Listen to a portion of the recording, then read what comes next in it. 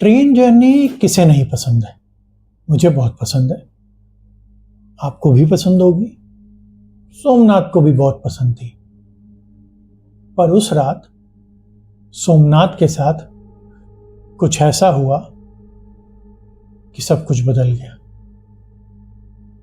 सोमनाथ कोई station master नहीं था, सोमनाथ ना तो कोई टिकट क्लर्क था, पर फिर भी सोमनाथ 30 से 40 लोगों की टिकट काट रहा था, वो भी बिना अपनी मर्जी के। आखिर क्यों? क्या हुआ उस रात? आइए जानते हैं इस स्टोरी में। साल 2005, दिसंबर की कड़कड़ाती हुई सर्दी। सोमनाथ, एक यंग आर्मी ऑफिसर। सोमनाथ की हाल ही में रजौरी में पोस्टिंग हुई थी। उसकी छुट्टी भी सैंक्शन हो गई थी। पोस्टिंग खत्म करके अपनी छुट्टी मनाने वो अपने घर दिल्ली जा रहा था। सोमनाथ को झेलम एक्सप्रेस की टिकट मिली थी। झेलम एक्सप्रेस रात के 11:30 बजे जम्मू तवी से छूटती है। सोमनाथ अपना बोरिया बिस्तर लेकर 11 बजे तक जम्मू तवी प्लेटफॉर्म पहुंच जाता है। प्लेटफॉर्म पहुंचने के बाद क्योंकि सर्दी इतनी ज्यादा थी और वो थका हुआ था, वो बेंच पर बैठते ही उसे नींद आ जाती है। आधे घंटे बीत जाते हैं, 1 घंटे बीत जाते हैं। क्योंकि सर्दी थी इसलिए ट्रेन भी लेट चल रही थी। 1.5 घंटे के बाद उसे एकदम से अनाउंसमेंट सुनाई देता है और उसकी नींद खुल जाती है। झेलम एक्सप्रेस प्लेटफॉर्म नंबर 3 पर आएगी और सोमनाथ प्लेटफॉर्म नंबर 1 पर सो रहा था। वो एकदम से अपना बैग उठाता है और भागते हुए ट्रेन पकड़ता है। पर ट्रेन पकड़ने के बाद उसे बहुत खुशी होती है कि अब वो अपने घर जाएगा। वो तुरंत अपनी अपर बर्थ पर अपना बैग फेंकता है और चुपचाप जाके बैठ जाता है। 10-15 मिनट और बीतते नहीं है कि उसे नींद भी आ जाती है, गहरी नींद। सोमनाथ बहुत ज्यादा थका हुआ था। आधे घंटे, 1 घंटे, 1.5 घंटे सोमनाथ सोए जा रहा था। एकदम से 2 घंटे के करीब घड़ी में 1-1:15 बज रहे होंगे, ट्रेन रुक जाती है। सोमनाथ अभी भी सो रहा है। तभी हमें एक वेंडर की आवाज आती है, खाना बोले, बिरयानी बोले, खाना बोले, बिरयानी बोले।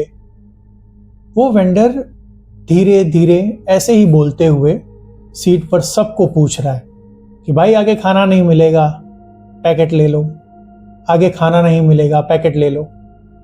जब वो सोमनाथ की सीट पे आता है तो उसके पैर को हिलाते हुए बोलता है, हाँ बाबू खाना लोगे?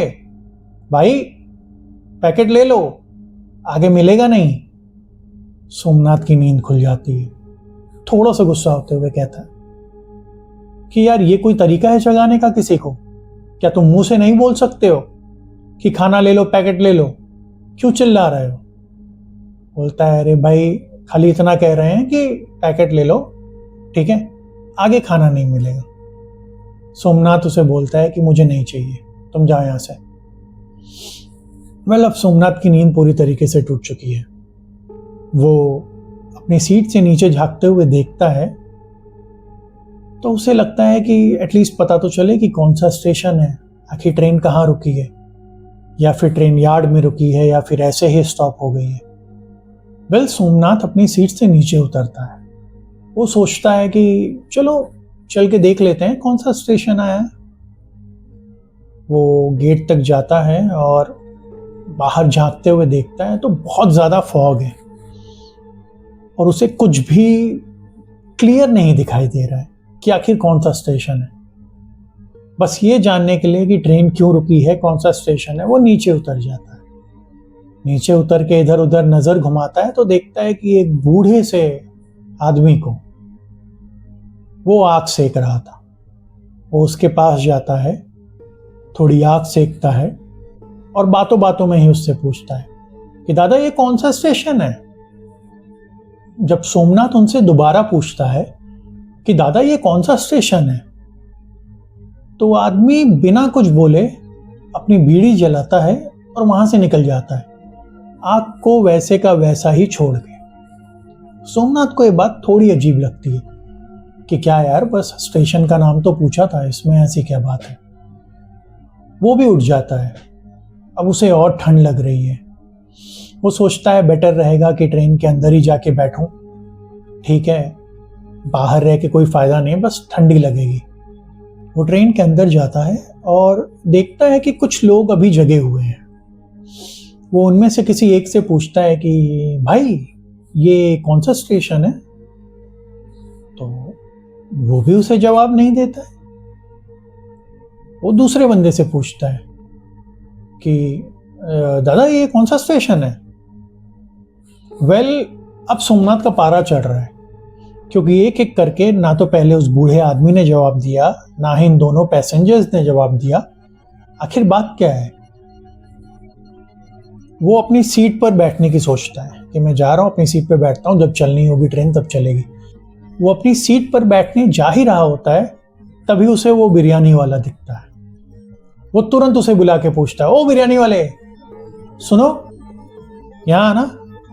बिरयानी वाला उसके पास आता है और एकदम से अजीब तरीके से हंसते हुए बोलता है, भूख लग गई? एक काम करो, ले लो खाना, आगे नहीं मिलेगा। सोमनाथ उसकी तरफ थोड़ा सा गुस्से से देखते हुए कहता है, भाई ये स्टेशन कौन सा है ये बताओ, अपने बिरयानी के पैकेट किसी और को बेचना, ठीक है?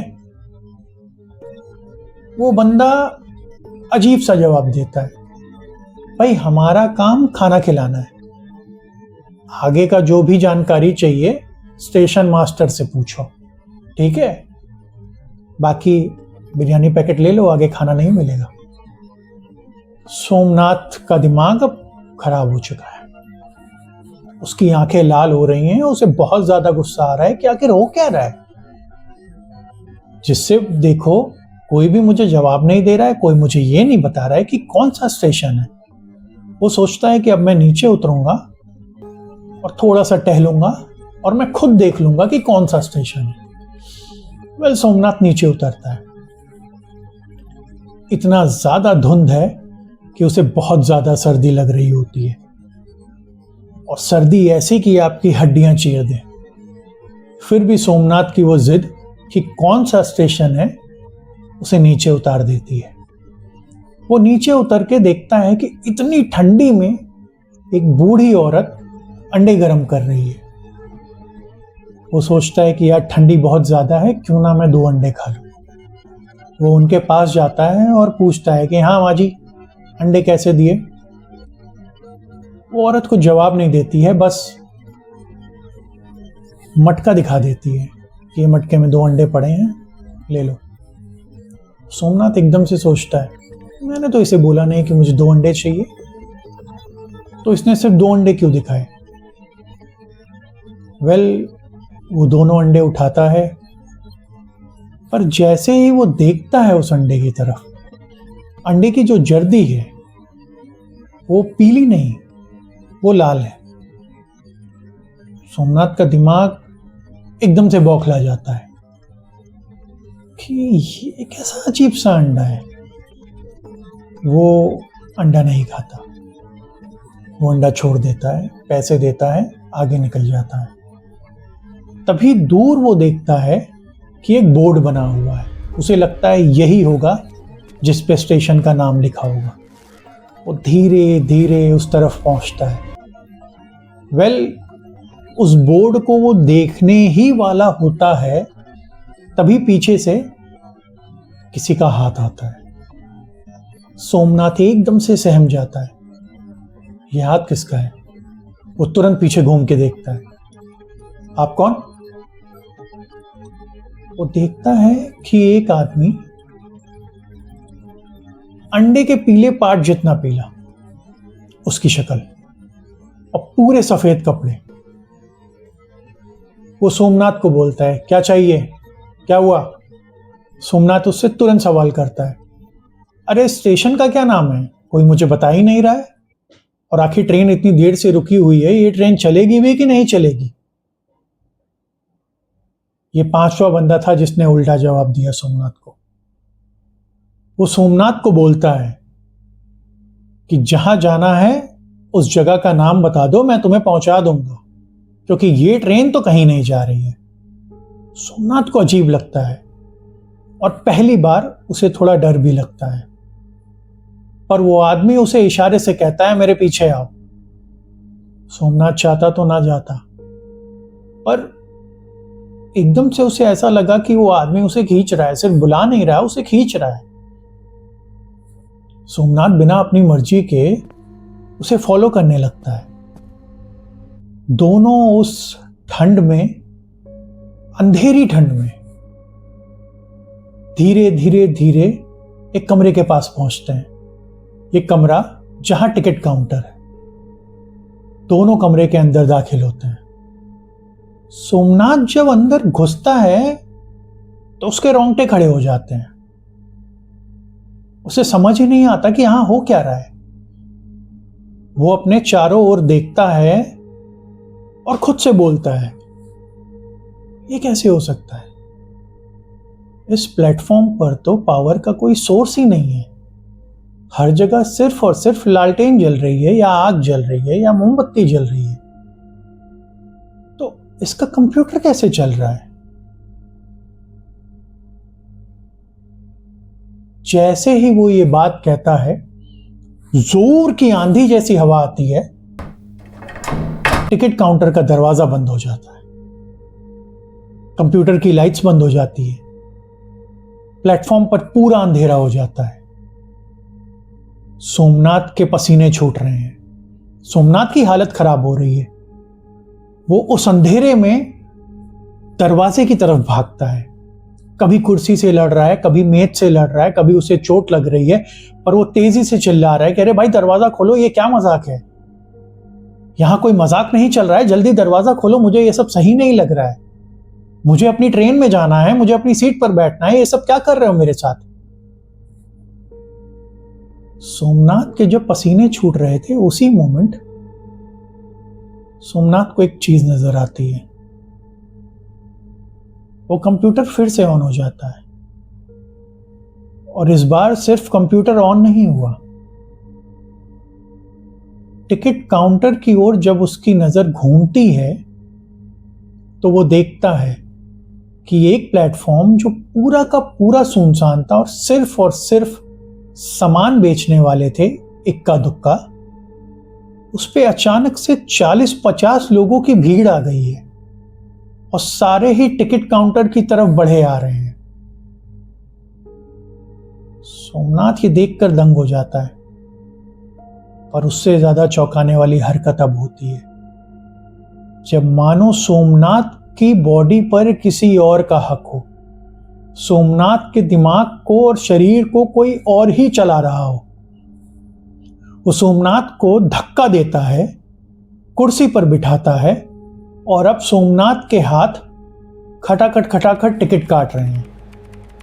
मानो सोमनाथ का अपने हाथों पर कोई जोर ही नहीं है। ना तो उसके दिमाग पर उसका जोर है, ना उसके हाथों पे उसका जोर है। वो फटाफट टिकटें काट रहा है और लोगों की भीड़ बस आई जा रही है। सोमनाथ को कुछ समझ नहीं आ रहा है कि वो ये कैसे रोके। वो बहुत ज्यादा डरा हुआ है। वो इस चीज को रोकना चाहता है, बट वो ना तो कुर्सी से उठ पा रहा है, ना वो कंप्यूटर से अपनी नजर हटा पा रहा है, और उसका एक हाथ तो सीधा का सीधा टिकट काउंटर के बाहर है, जहां से बस वो टिकट दे रहा है, पैसे ले रहा है, टिकट दे रहा है, पैसे ले रहा है। तभी एकदम से वही सफेद कपड़ा पहना बंदा उसके सामने आता है। उसकी आंखें बड़ी बड़ी, पूरी पीली शक्ल, मानो जॉन्डिस हुआ। वो सोमनाथ की आंखों में आंखें डालते हुए देखता है और खट से उसका हाथ पकड़ लेता है। उसका हाथ पकड़ के वो जोर से बाहर की ओर खींचता है, टिकट काउंटर की खिड़की से, और एकदम से उससे पूछता है, हाँ भाई, अभी भी जानना है स्टेशन का नाम या फिर नहीं?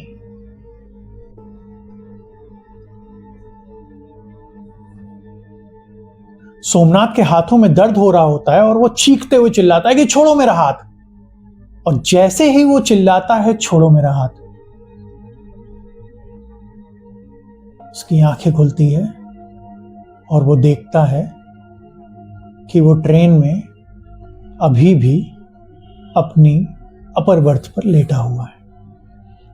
उसके पूरे शरीर से पसीना गिर रहा है, उस ठंडी में उसके पूरे शरीर से पसीना गिर रहा है। वो इधर उधर नजर घुमाता है और फिर एकदम से सहम जाता है, क्योंकि उसके सामने वही बंदा बिरयानी का पैकेट लेके खड़ा है और वो उससे पूछता है, हाँ भैया बिरयानी लोगे? आगे खाना नहीं मिलेगा। इस बार सोमनाथ उससे नहीं पूछता कि कौन सा स्टेशन है।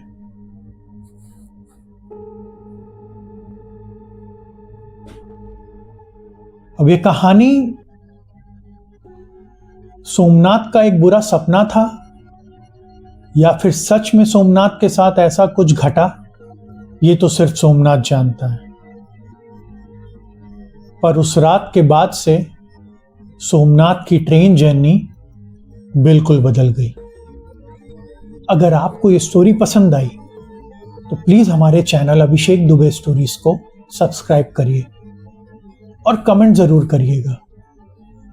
आपका सब्सक्रिप्शन, आपका कमेंट हमें मोटिवेट करता है हर हफ्ते एक नई हॉरर स्टोरी लाने के लिए।